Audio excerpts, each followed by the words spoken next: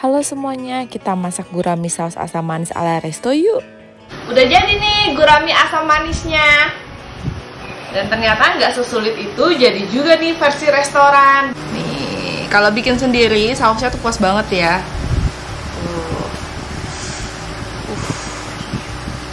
Yuk, cobain.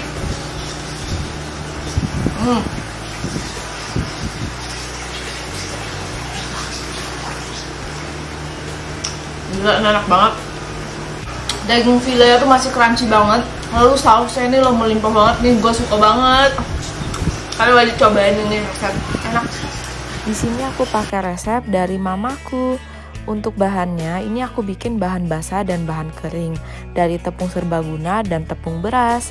Ini tepung serbagunanya aku pakai merek Sajiku. Kamu bisa pakai merek lain juga, tapi pastikan asinnya pas. Di sini aku nggak nambahin garam lagi ya.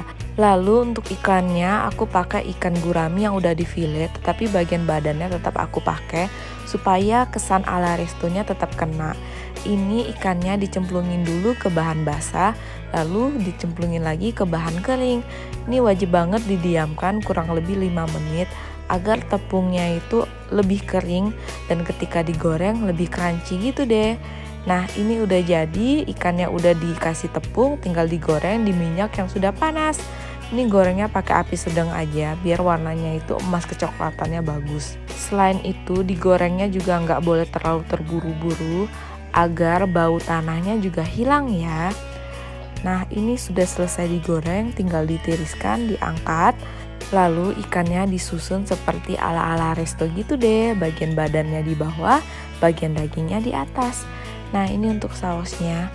Ini untuk sayurannya kamu bisa tambahkan sesuai selera. Misalnya kamu pengen tambah nanas juga oke. Intinya di sini kamu wajib pakai saus botolan agar sensasi segernya dapet ya. Setelah itu wajib banget dicampur sedikit gula agar rasanya tuh manis-manis gurih gitu. Udah jadi nih, tinggal disiram. Ini enak banget loh. Selamat mencoba.